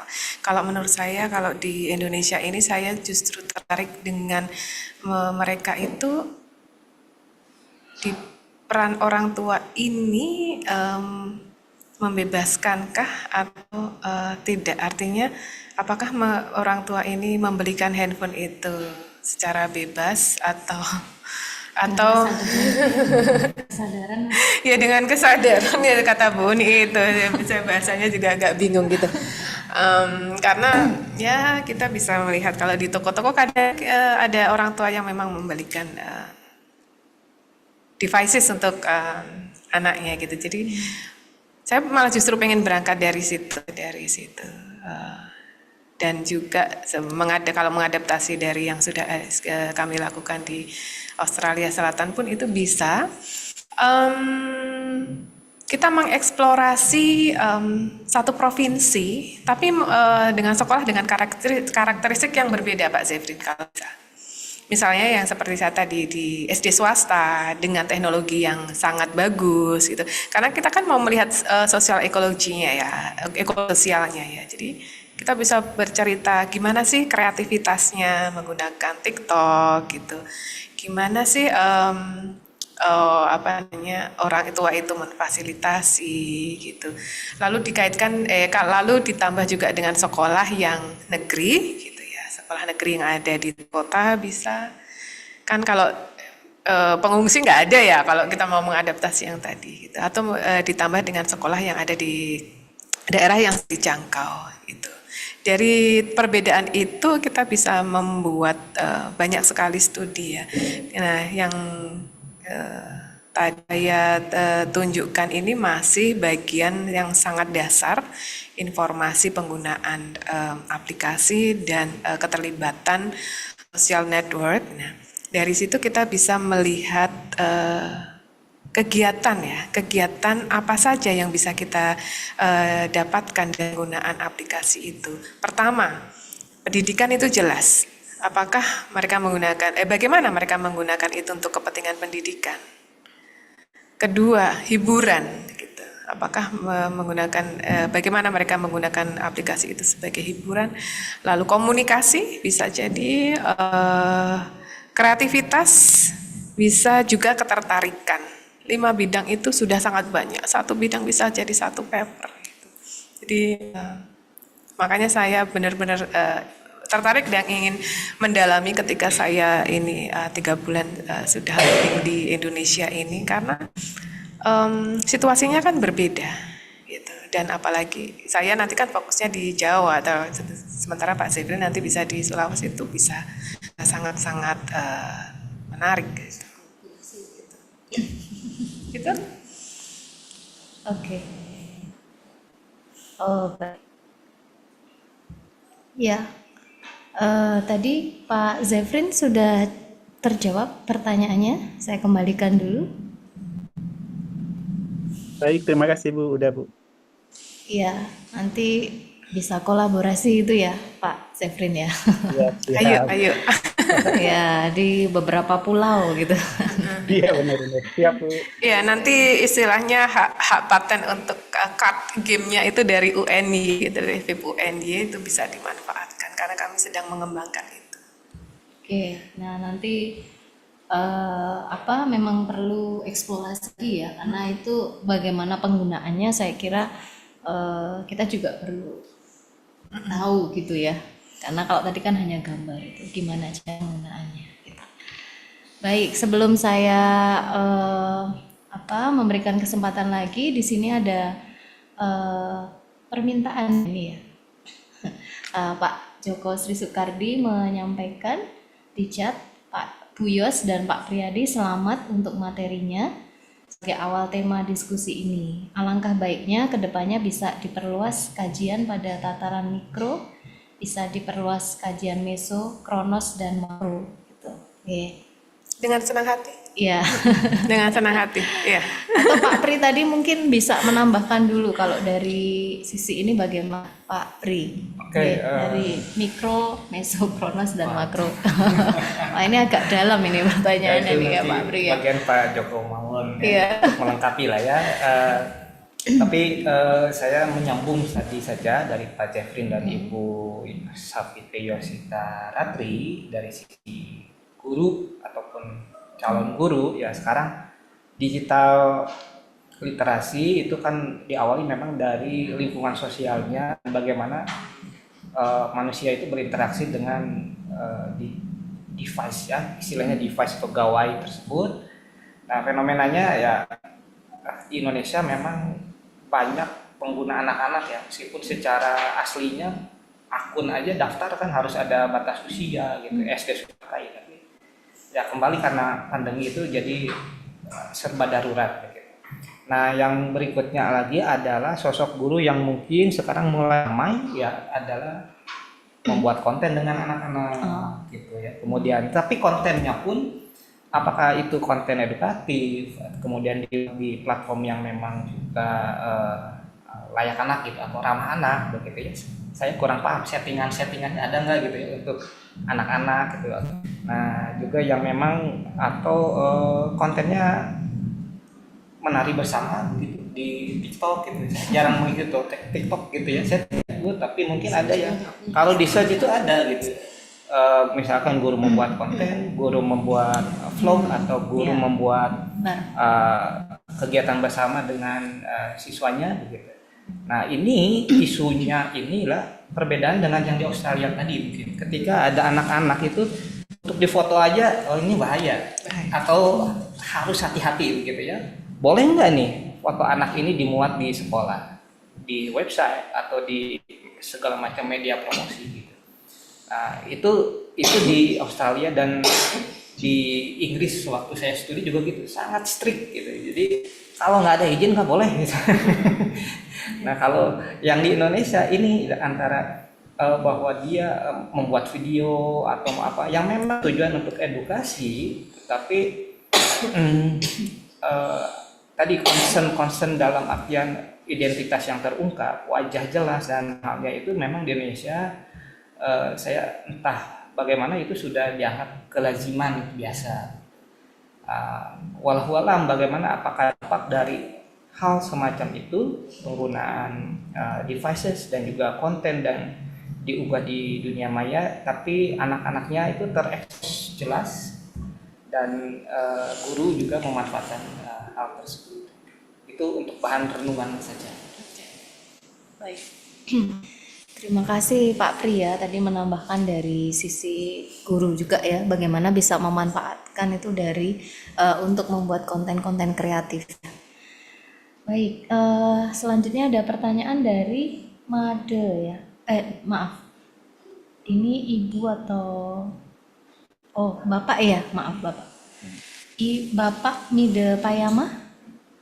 Nggih. Ya, Bapak Mide Payama. ya, Silahkan Bapak waktunya. terima kasih Bu.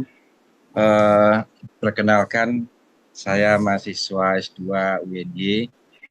Di samping itu saya juga berprofesi sebagai praktisi pendidikan, sebagai kepala sekolah di salah satu SMP di Bantul. Saya ingin mengajukan beberapa hal dengan Pak Pri ya, kaitannya dengan peminapan menjadi guru. Karena banyak hal kita di lapangan itu indah dilihat, tapi di dalam itu tidak seindah yang dilihat ya. Saya beberapa waktu yang lalu menerima seorang guru P3K mempunyai sertifikasi bahasa Indonesia, tapi SK P3K-nya itu seorang guru PKN. Ya.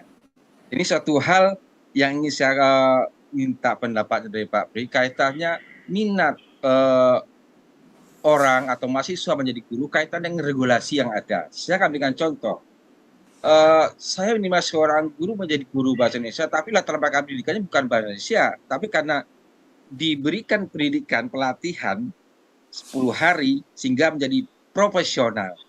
Tapi mahasiswa yang dididik sampai 4 tahun dikatakan belum profesional. Ini suatu regulasi yang bagi saya suatu hal yang galau bagi saya seperti itu. Itu suatu realita yang terjadi di lapangan. Nah, kemudian yang kedua, bagaimana image masyarakat yang digambar-gambarkan tentang seorang guru, begitu guru itu dianggap suatu profesi sekarang yang sudah luar biasa karena ada tunjang profesi dan sebagainya. Padahal realitanya kan tidak sewah itu. Saya ambil contoh, ada guru honor ya, guru honor atau guru yayasan sertifikasi ya memang ya dapatnya sertifikasi itu. Jangan dikatakan mereka sudah sejahtera dengan itu. Berapa toh yang dia dapatkan? Saya sendiri mengerti sebagai praktisi di lapangan. Mungkin yang sedikit agak sejahtera itu yang ASN, dia menerima sertifikasi. Tapi pertanyaannya, berapakah lulusan dari tenaga kependidikan itu yang terserap untuk lapangan kerja? Nah, di mana kalau kita tahu, guru bisa mendapatkan penghargaan yang layak dengan status dia sebagai sarjana itu kalau dia seorang ASN dan mendapatkan tunjangan profesi. Tapi kalau seorang guru honorer, ada sebuah regulasi yang mengatur seorang guru honorer itu hanya diberikan kompensasi sesuai jam mengajarnya. Kalau dia mengajar itu 30 hari atau 1 bulan, dia hanya diberikan apresiasi penghargaan honor itu hanya 1 minggu. Jadi kalau seorang guru dia mengajar 20 jam seminggu, hanya 20 jam itu yang dibayarkan. Sehingga saya merasa banyak dari guru-guru honorer yang di sekolah saya itu banyak mengundurkan diri ganti profesi karena tidak bisa mereka hidup dengan cara seperti itu karena regulasi mengatur seperti itu. Walaupun saya sebagai top leader saya tidak bisa ubah kebijakan karena hanya bisa dibayarkan seperti itu. Nah, bagaimana kaitannya regulasi yang ada dengan peminatan orang untuk menjadi guru seperti itu? Nah, ini mungkin dari Pak Pri yang sudah mengkaji itu karena betul-betul miris saya banyak dari sekolah saya itu guru-guru yang akhirnya walaupun saya lihat di riwayatnya dulu memang sekolahnya keguruan, tapi setelah dia terjun menjadi profesi, itu akhirnya banyak yang mengundurkan diri mengganti profesi yang lain. Padahal di zaman sekarang betul ngeri untuk jadi seorang guru, karena guru itu harus seperti dewa. Anak tidak boleh dimarahi, apalagi ada sanksi fisik itu anak. Bagaimana ini Pak Pri, kaitan regulasi dengan minat orang jadi guru? Oke, baik. Terima kasih Pak Mide. Ini tambahan lagi tadi persona guru dari Pak Mide ini. Guru sebagai dewa ini ya. Kalau tadi nabi sebagai pendakwah, ini tambah satu lagi sebagai dewa gitu. Baik, Pak Pri, tadi ya pertanyaan terkait dengan minat. Baik, tapi terima juga, kasih ya, sertifikasi. Pak Silakan. Mida. Ya, jadi ya ini di sharing diskusi saja ya, bahwa pertama dari sisi regulasi, nah ini juga latar belakang saya untuk melakukan penelitian ini adalah pertama, untuk menjadi guru secara regulasi adalah harus sarjana D4 atau ya sarjana atau D4. Lanjutannya sarjana apa? Apapun. Jadi tidak hanya sarjana pendidikan gitu ya. Untuk bisa menjadi guru itu menurut undang-undang masih itu sarjana S1 atau D4. Nah, kemudian kalau terdahulu ada sarjana pendidikan itu otomatis memiliki akta 4. Nah, tetapi menurut undang-undang tahun 14 tahun 2005 sehingga membuat akta 4 tidak berlaku lagi. Nah, kalau zaman dulu kan yang lulusan non pendidikan itu harus mengikuti pendidikan akta 4 selama 1 tahun gitu ya. Nah, sekarang baik sarjana pendidikan maupun bukan sarjana pendidikan itu sama-sama belum dikatakan guru profesional secara regulasi. Jadi keduanya itu harus mengikuti sertifikasi profesi melalui kalau yang sekarang pendidikan profesi guru. Kapan dilakukan? Nah, kalau secara implementasi itu ada yang disebut prajabatan, itu maksimum hingga 5 tahun. Kalau saya tidak keliru, 5 tahun mengajar itu masih dianggap prajabatan. Nah, kalaupun tidak itu dalam jabatan. Nah, ketika disebut jabatan, jadi ada nggak regulasi aturan yang bisa melarang atau mengatur lah minimal siapa saja yang bisa masuk ke profesi, dalam artian apakah sarjana apapun D4 apapun gitu ketika ingin jadi guru ya itu secara aturan semestinya ya ilmunya nyambung begitu tadi ya. Tapi pada pelaksanaannya itu tidak ada ketegasan tertentu dari pihak yang berwenang. Nah, jadi sekolah bisa segera mengangkat atau membolehkan menerima seseorang untuk menjadi guru di situ, sarjana apapun tadi. Nah, ketika sudah masuk dalam profesi, ya tinggal nunggu antrian PPG gitu akhirnya kan. Nah, sehingga banyak temuan-temuan itu yang tidak match antara keilmuan dan dari kuliahnya, ijazahnya dengan apa yang dibutuhkan di lapangan, karena di lapangan perlunya mata pelajaran tertentu gitu. Yang ada yang ya, kalau ada yang mau mengajar aja udah alhamdulillah gitu daripada kelas kosong gitu. Nah, jadi secara regulasinya seperti itu. Makanya yang gagasan dari beberapa riset saya itu khususnya bagi yang sarjana pendidikan itu ketika sudah yang tadi Bapak sebut 4 tahun kuliah di bidang kependidikan, memang itu adalah akademik ya. Pendidikan akademik tentang keguruan atau kependidikan punya dasar di situ. Nah, akan sangat baik sebetulnya kalau ada lanjutannya ya. Jadi seperti sarjana kedokteran, lanjut pendidikan profesi dokter itu koas itu. Nah, kalau itu bisa dirancang dan ada keterjaminan, mungkin banyak minat juga ke sana karena nyambung tuh dari sarjana pendidikan itu paketnya berikutnya langsung PPG gitu. Kenyataannya belum bisa. Tetapi kita menghargai Kementerian melalui Ditjen GTK itu sudah merancang PPG dengan membuka kesempatan bagi sarjana pendidikan maupun non sarjana pendidikan. Bahkan ya, sebelum yang PPG-nya itu yang setelah sarjana, program di kurikulum Merdeka, kampus Merdeka ya, itu ada kampus mengajar sekarang. Jadi tidak khusus sarjana pendidikan, mahasiswa program sarjana pendidikan, tetapi mahasiswa jurusan program studi apapun bisa mengikuti kegiatan kampus mengajar. Nah, artinya apa? Lembaga atau kementerian itu sendiri juga yang membuka selebar-lebarnya, siapapun mahasiswanya, program studi apapun bisa merambah ke bidang keguruan. Betul. Jadi bisa mencicipi gitu. Terlepas nanti setelah selesainya mau jadi guru mau enggak ya, takut lah gitu ya. Iya. Nah, tetapi itu ada kebanggaan, ada sesuatu kredit yang diakui gitu sejumlah SKS. Nah, jadi dari kebijakan di atas juga sama. Pak Pri juga ya sama dengan Pak Mida tadi ya, tidak bisa membuat kebijakan, tapi pikiran-pikirannya dengan kebijakan yang ada tersebut, minat orang jangankan untuk menjadi guru dulu, masuk ke program studi kependidikannya pun mungkin ya agak terganggu jadi. Nanti lulusnya seperti tadi ada guru untuk mencapai karir menjadi berstatus profesional itu butuh waktu lama lagi. Ya, lalu, nah jadi bersakit-sakit dahulunya berapa lama gitu dalam tadian tadi banyak akhirnya yang tidak cukup kuat ya secara rasional tadi ya mending kerja yang lain ya itu juga hak asasi mereka. Nah kemudian untuk yang sertifikat profesi yang tadi ya banyak di ASN ya itu memang akhirnya menyebabkan minat untuk menjadi guru atau panggilan jiwa. Jadi diakibatkan juga kita melihat realitasnya. Betul tadi ada guru yang sejahtera, ASN misalnya sekarang atau P3K atau CPNS, PNS. Ada juga guru yang kasihan nasibnya, yang honorer, sukarelawan yang tadi perhitungannya sekian rupiah di berapa jam per minggu gitu ya. Harusnya full 4 minggu gitu ya. Tapi dibayar seminggu tadi. Jadi perhitungan seminggu dipakai itu 1 bulan. Nah, akhirnya pandangan-pandangan itu menjadi ada ya peminatan-peminatannya itu menjadi beragam gitu. Ketika yang masuk ke program studi kependidikan pun tadi ada yang memang berniat menjadi guru meskipun sudah tahu untuk mencapai jalan itu lama.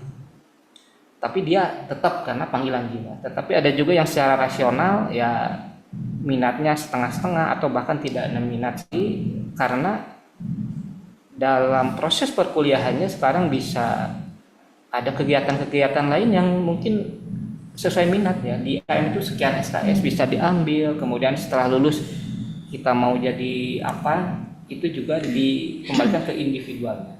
Saya rasa itu mohon maaf mungkin tidak bisa menjawab secara memuaskan tapi hanya bertukar pikiran. Terima kasih. Oke, baik. Terima kasih Pak Pri. Jadi sama-sama galau ini ya Pak Pri dan Pak Mide ini juga sama-sama galau. Tapi tadi alasan-alasan baik secara kebijakan tadi sudah dijelaskan oleh Pak Pri. Jadi dan realitas-realitasnya diperkuat oleh Pak Mide. Ini saya kira titik tengahnya gimana ini Pak Pri? Menunggu kebijakan baru atau gimana Pak? Ya, titik tengahnya mungkin kita bisa sekolah-sekolah yang memang sudah memiliki kemampuan ya swasta yang bagus, sekolah negeri yang juga bagus. Jikapun merekrut ataupun menerima untuk guru yang segera gitu ya. Jadi masih mempertimbangkan tadi lah sarannya apa, kemudian apakah juga rencana pengembangannya itu apakah diikutkan secara khusus-khusus tadi begitu atau penguatan-penguatan. Itu jalan tengah. Kemudian juga kalau di program di kampus ya PTK itu di beberapa mungkin cara antrian kalau ke PPG itu di pusat ininya di KenGTK. Tapi kalau yang program-program lain yang seperti darurat itu adalah kewenangan tambahan. Saya kurang tahu apakah masih ada atau tidak. Jadi yang penyesuaian terhadap guru-guru yang mismatch itu ditambahkan sejumlah SKS menjadi sarjana berkewenangan tambahan. Oke, baik. Jadi Pak Mide sebenarnya mungkin kedepannya kalau menerima bisa menseleksi ya. bisa memilih pun tidak berarti punya tugas tambahan Pak tadi untuk mungkin mengikutkan pelatihan gitu ya Pak Pria atau kegiatan yang lain seperti itu ya. Ya itu titik tengahnya gitu ya kalau tadi karena kebijakan ya kadang kita tidak bisa apa ya ya mensiasatinya adalah bagaimana di lapangan kepala sekolah mungkin bisa mengambil apa ya rencana-rencana atau strategi gitu seperti itu. Begitu Pak Mide, apakah ada tanggapan balik atau cukup? Saya cukup. Cukup. Oh, nggih, baik. Terima kasih. Nggih, terima kasih Pak Mide. Baik, Bapak Ibu dan teman mahasiswa, satu lagi ya untuk penanya. Apakah ada yang mau bertanya baik di chat maupun langsung? Silahkan bisa raise hand.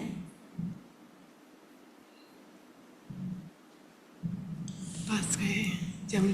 Ada? Sudah puas? Oke, baik. Sepertinya tidak ada pertanyaan lagi. Closing statement ya. Nah, ini dapat jempol dan lope-lope ini ya. Closing statement dari Bu Yosita dulu, kemudian nanti Pak Pri. Monggo Bu. Closing statement. Nggak ada. Saya sangat apresiasi untuk penyelenggaraan acara ini. Tentu saja ya semoga memberikan manfaat untuk ke depannya gitu. Kalau buat saya pribadi adalah sebuah stepping point setelah saya 3 bulan landing ini istilahnya untuk landing ya bahwa Bu Yosita sudah datang dan kajiannya adalah digital literasi dan akan fokus ke arah situ terutama untuk kajian SDN. Jadi tadi kalau menjawab pertanyaannya Pak Medi tentu saja bukan skop saya ya. Jadi saya sangat limited gitu. Ya, terima kasih untuk peserta hari ini dan juga terima kasih untuk Fakultas Ilmu Pendidikan dan Psikologi. Ya, terima kasih Bu Yosita dan ini sekaligus kalau untuk teman-teman mahasiswa ya mungkin bisa apa ya nanti mengeksplorasi lagi misalnya Bu Yosita jadi dosen tamu ya untuk digital literasi. Nah itu membuka diri ya Bu Yosita ini karena Siap. banyaknya mahasiswa S2 dan S3 dari berbagai daerah ya termasuk Pak juga nanti kajian tentang kepemimpinan dan kompetensi guru. Oke, Pak Pri closing statementnya Ya, monggo. closing statement yang penting sosok guru ideal itu ternyata masih ada di masyarakat. Masih dipegang dari seperti sosok ideal, sosok yang memiliki kebijaksanaan. Ya. Hanya saja tantangannya adalah dengan canggihnya zaman sekarang, ya, ada teknologi dan juga mengubah tataran sosial tadi yang semula guru itu menjadi rujukan di sekolah, di rumah, di masyarakat. Ini makin berat ini sebetulnya karena sudah mulai bergeser bahwa tugas saya secara profesional sudah berat di sekolah gitu ya, apalagi kalau kompensasinya tidak sebanding gitu. Nah itu jadi masyarakat atau bersosial itu menjadi lebih berat lagi bagi tugas guru. Ini yang perlu diperhatikan oleh ya tadi pemegang kebijakan sebetulnya untuk bisa memperbaiki. Kira-kira itu ya kunci pendidikan, kurikulum dan segala macam ya perhatikan juga gitu ya di guru dan kesejahteraan. Oke, sebentar lagi ya Pak ya nih. Insya Allah, 20 Oktober. Ya. 20 Oktober dan seterusnya mungkin ya semoga kebijakannya nanti bisa apa ya lebih menguntungkan gitu ya untuk pendidikan gitu ya. Baik Bapak Ibu dan juga teman-teman mahasiswa ada satu quote ini ya sebelum kita akhiri ya acara pendidikan pada sore hari ini. Luar biasa saya apresiasi tadi ada awalnya tadi 220 mahasiswa audiens peserta gitu ya. Ini karena sudah sore ya mungkin ya ada yang mau pulang begitu ya. quote-nya dari Hamka ya, selamilah sedalam-dalamnya pikiran orang lain ya, dalam buku orang lain agar kita dapat membandingkan dan mencari tahu siapa kita. Telan buku banyak-banyak, lalu jadikan pupuk untuk menyuburkan diri sendiri dengan pendapat diri sendiri. Terima kasih untuk kehadiran Bapak Ibu dan teman-teman mahasiswa di Serawung Pendidikan ini. Itu tadi dalam rangka memupuk ya, memupuk pikiran kita, memupuk diri sendiri supaya tadi kita bisa membandingkan dan mencari tahu siapa kita, dan dengan ilmu kita lebih bijak tentu saja bagaimana bersikap dan juga berkata gitu ya. Jadi teruslah ikut Serawung Pendidikan di episode-episode berikutnya gitu ya. Jadi semoga lebih ramai lagi, kemudian juga akan lebih inspiring lagi ya. Terima kasih saya ucapkan kepada Ibu Yosita dan Pak Priyadi yang sudah berbagi inspirasi hari ini, luar biasa ya. Ini kita beri emot ya. Boleh beri emot love pada beliau dua gitu ya. Dan terima kasih untuk Ibu Areva ya sebagai Ketua Kajian Ilmu Pendidikan yang mengorganisasi acara ini sehingga acara ini bisa berjalan dengan baik. Saya Uni Amarwati selaku moderator hari ini mengucapkan terima kasih atas kehadiran partisipasi Bapak Ibu dan teman mahasiswa. Mohon maaf jika ada kekurangan. Saya tutup. Assalamualaikum warahmatullahi wabarakatuh. Waalaikumsalam. Terima kasih. Terima kasih Bapak Ibu, sampai jumpa lagi. Sampai jumpa lagi. Sehat selalu Bapak Ibu. Ya.